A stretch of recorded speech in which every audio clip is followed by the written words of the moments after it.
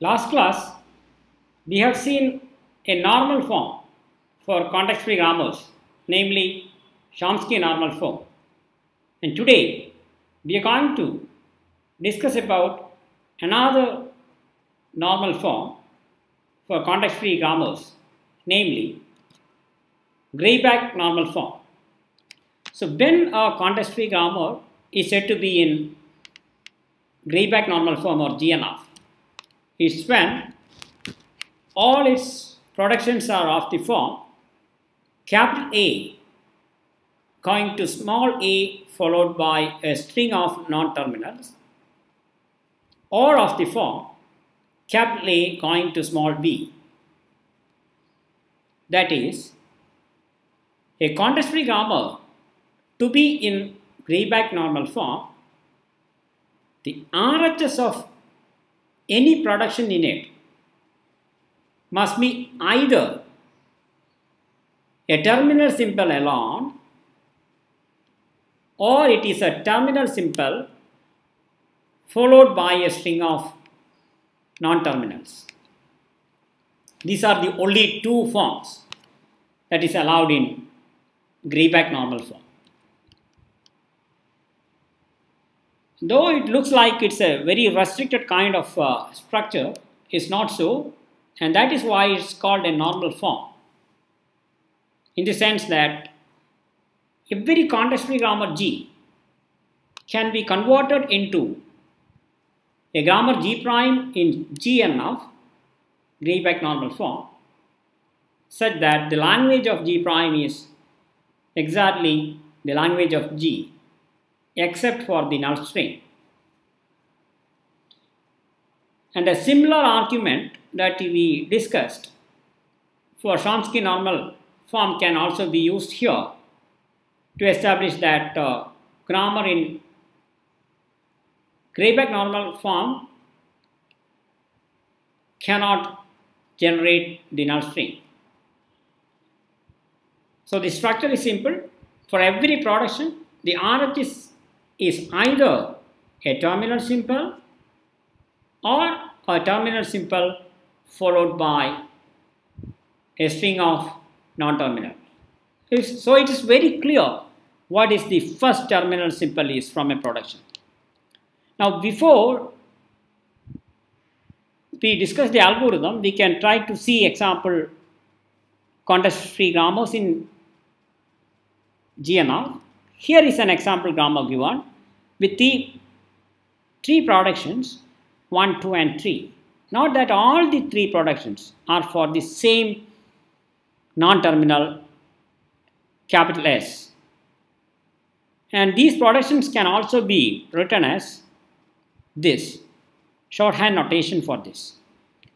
So there are three productions, and in this lecture we will be using this notation for representing the productions. So there are three productions, one with RHS this, the second one with RHS SS, and the third production with RHS epsilon. In each case the LHS is capital S. And the question is it in Greibach normal form? You can see that it's not, because none of these three productions satisfy the requirement. Here it is not starting with a terminal simple, here it's epsilon not allowed, here it is starting with a terminal simple, but all are not non-terminals. Here there is a terminal that you have in the right side, which is not allowed. So it's not in Greibach normal form. Look at another example. Please don't confuse the about the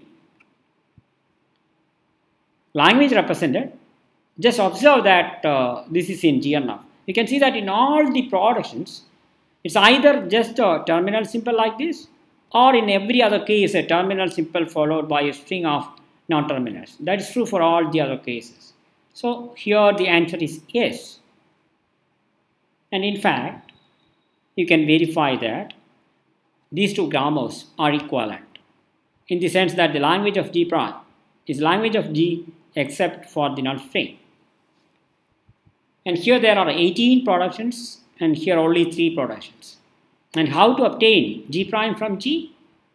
is a question, and that is what we are going to learn in this lecture. And before we learn the algorithm, let us see why one need Grayback normal form. We are going to see three applications. First is, if the grammar is in GNF, then it tells us the first terminal symbol of a sentence which can be derived from a non-terminal. If you are interested in a non-terminal, say capital A, and you want to see what will be the first symbol of a string which is derived from capital A, that you can identify by just looking at the productions, because you know that in the RHS of a production, the first symbol must be a terminal symbol. And if you are applying that as the first production, then the string must contain the first terminal symbol as the first terminal symbol of the string. It's not difficult to see. So you can predict what will be the first symbol in a sentence that you are going to derive from a non-terminal. In second application, the grammar in Grayback normal form enables you to get a procedure for converting a context-free grammar into its equivalent automata. Later we will learn an automata, namely push-down automata, and you can convert a grammar into push-down automata, and in that conversion we will be utilizing the structure of a grammar in GNF. In the third application, it provides us a way to solve the membership problem for context-free languages. Given a string, is the string an element of the context-free language? It's because the structure of the productions in Grayback normal form allows us to restrict or bound the length of a derivation of a string to derive the input string x by the length of x. If you recall, in the case of Chomsky normal form, we claim that we can bound it by 2 into length of x, but it is just length of x is because the first symbol is clear from the RHS of a production. That's why you can bound it. Offline you can think about it, how you can bound it, but take it from me, you can bound it. The moment you say it's bounded, then the number of derivation sequences that you have to check for deciding this problem is finitely many, and hence you are getting an algorithm. So we have got a number of applications for a context-free grammar in Grayback normal form. So it is worth learning a procedure to convert an arbitrary context-free grammar into Grayback normal form. And we can try to understand the different steps required in the algorithm for the conversion using an illustrative example. So here is a context-free grammar given. Note that the grammar is in Chomsky normal form. This grammar, anyway, for this particular example, the given grammar itself is in Chomsky normal form. Is it in Grayback normal form? I can say that it is not, because these three productions are not satisfying. The RHS in these three cases is not starting with a terminal symbol. So it's not a grammar in GNF. Now the question is, if you take the first production S going to capital AB, how will you convert it into Grayback normal form? Do you have any proposal for that? I want to replace capital A with something so that the RHS can start with a terminal symbol. Here you can see that if you substitute the value for capital A here, you can do it. So what you do here is, I want to replace A with something. So what you can do by preserving the language, you can replace A with the RHS of a production whose LHS is A. And that is what is called the value of A. Value of A means RHS of a production whose LHS is A. For example, you can see here that capital A can be replaced with small a using this production in derivation. So you can say that in that context you can say that small a is a value for capital A. you can replace capital A here with small a. If you do that, you will get this. And this is a production in the Greibach normal form. So in this case, you are done. Now an interesting question is it always possible? Can you just apply substitution again to convert the whole grammar into GNR? So what do you think? Maybe we can try to answer that question by considering the next example production S going to capital CC. So if you apply substitution for this C, what do you get? Which are the possible values for C? There are these values. The production for C is these two productions. The value can be either small b or capital SC. You apply substitution. Here capital C is replaced with small b, first value. So B followed by C, or SC followed by C. So you are getting these two productions. The first production is in Greibach normal form.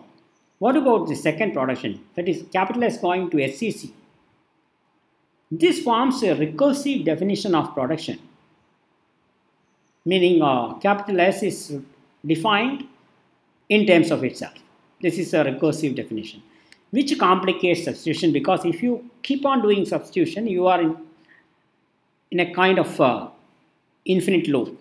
So we need to find a way to escape, and we can manage the situation by renaming the non-terminals in the productions, and then by imposing a constraint on the new variable names. Here the non-terminals are capital S, capital A, capital B and capital C. So you can rename it and later you can impose. And we can try to see what we can do. So this is the given grammar G. So I am going to rename S, A, B and C. S, A, B and C like this. So what you can do is, if in the given grammar there are n non-terminals, you use the names x1, x2, x3, etc., xn. And how will you arrange the variables? You do it in the order of production. Take the first production, rename from left to right. You are getting capital S, capital A, capital B. So these three are renamed. Then the second production, from that you are getting the last variable or non-terminal, you are giving the name x4. So this is what you do as the first step. Rename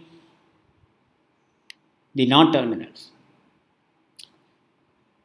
And now rewrite the grammar by using the new names. So there is no magic here. What I did is, I just have replaced capital S with x1, capital A with x2, capital B with x3, capital C with x4, and that I did for every production here. That's what I did. And now the question is, why should I rename? Because if I rename like this, then I can impose a nice constraint and I can utilize that constraint to convert it into Greibach normal form.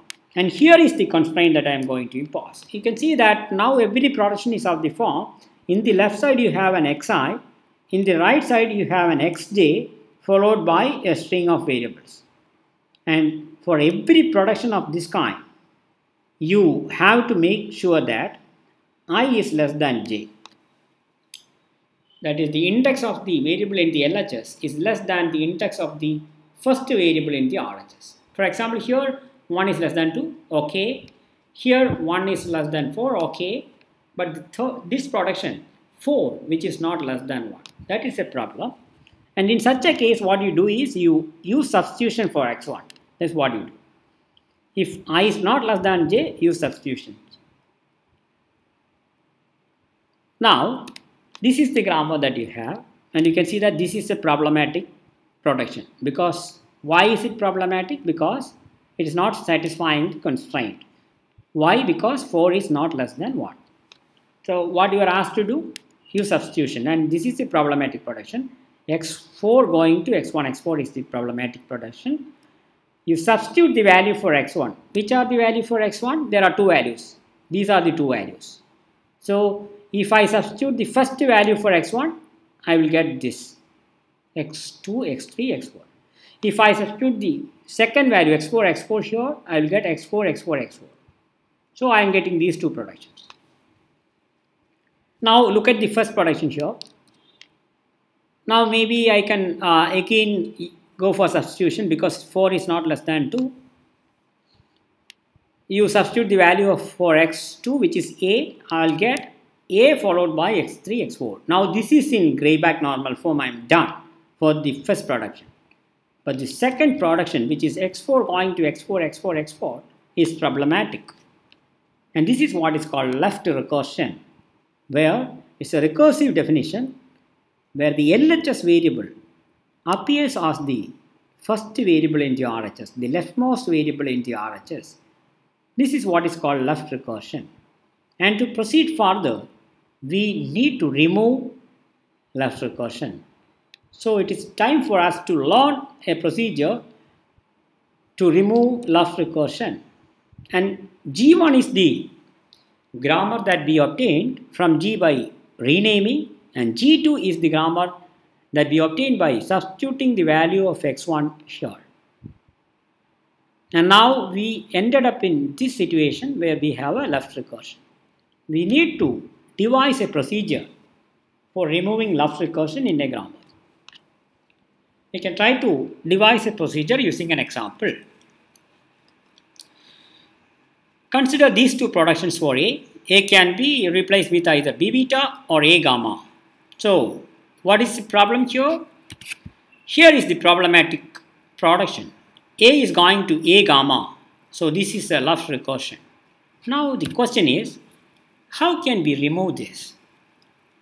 Remove this means I want to replace A gamma with something such that the first letter is not capital A. And to replace, I want to know what I can do with A gamma. That is, what kind of a string we can derive from A gamma. That is what I want to see.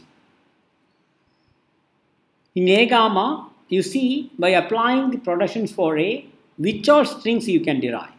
I want to preserve all those strings when I am replacing this with something. That's what my aim is. And these are the productions for A. It's B beta or A gamma.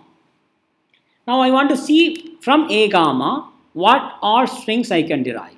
If I apply production number 1, this A will be getting replaced with B beta. So it's B beta gamma. So I can derive this. Another derivation. In A gamma, I apply the production number 2 for A. So A will get replaced with A gamma. So I will get A gamma gamma. And here I am going to apply production number 1. So A will be getting replaced with B beta. So B beta gamma gamma. Third derivation, I apply production number 1, very same step here, and then apply 2 again. So I will get A replaced with A gamma. So this is what I am getting. Finally, I am going to apply production number 1. I will get B beta 3 gammas. So you can see that here it is B beta gamma. Here it is B beta gamma, but in between you are getting one more gamma. It's because of the application of production number 2 once. And here it is B beta gamma in between 2 gammas. Happened because of 2 applications of 2. Similarly, if you apply production number 2 3 times and then 1, you will get B beta gamma in between 3 gammas. So you can generalize it like I can derive B beta gamma and in between 0 or more gammas. This is what I can derive. If I apply production number 2 once, I will get 1 gamma. Production number 2 n times, I will get n gammas. This is exactly what I can derive. So from A gamma, I can derive the set of all strings represented by this regular expression. Now I want to replace A gamma with something to remove left recursion such that whatever is going to replace A gamma can derive all these strings. And this is how you can make an attempt. Suppose I am going to replace A gamma with B beta, I said. Well, what is B beta? B beta is the only other value for A. You look at the only other value for A, B beta. And then you say that it is B beta followed by a new variable or a new non-terminal Z. So B beta is not arbitrary. B beta is the other possible value of A. A has got two values, B beta and A gamma. This is the problematic production. And to replace with, we are using the other value of A, that is B beta. Then you say that it is the other value followed by a new variable Z. And then what is Z? Z is this gamma, whatever is following capital A in the problematic production, that is Z. Z is either that gamma or the same gamma followed by Z. This is what Z is. And now suppose you do this, then what you can do with B beta Z? We are going to replace A gamma with B beta Z. And if you apply production number 1 for Z, one is this. You will replace Z with gamma, you will get B beta gamma. Another derivation is Z is getting replaced with production number 2. That is gamma Z you are getting. Here B beta gamma Z. Then apply production number 1, you will get gamma. So B beta gamma gamma. And now if you apply production number 2 and then again 2, you will get B beta gamma Z is what you got here. Production number 2 is gamma Z. So B beta gamma gamma Z. Then if you apply 1, you will replace this Z with gamma. So here again you can see that if you apply production number 2 for Z 3 times and then 1, you will get B beta gamma in between 3 gammas. So here again you are deriving the same set of strings. So this is enough. What you can do is, you can replace A gamma with what? The other value of A followed by a new variable Z. And how the new variable can be defined? It is gamma, whatever is following capital A in the problematic production, that is gamma, or the gamma followed by the same symbol Z. These are the only two productions you require for Z. And this is how you can get a procedure. If this is the problematic thing, then what you do is, you retain this B gamma, then this can be replaced with the other value of A followed by Z. And what is Z? Z is this gamma or gamma Z. Maybe to understand it in more detail, consider one more example. And suppose these are the productions for A, and where this is the problematic production. And now A has got two other values. Then what you do? You retain the other two production. And how can you replace A gamma? You can replace it with a value of A followed by Z. That's it. Now you have got another value. So that also you have to add. For each value followed by Z. So A alpha followed by Z. B beta followed by Z.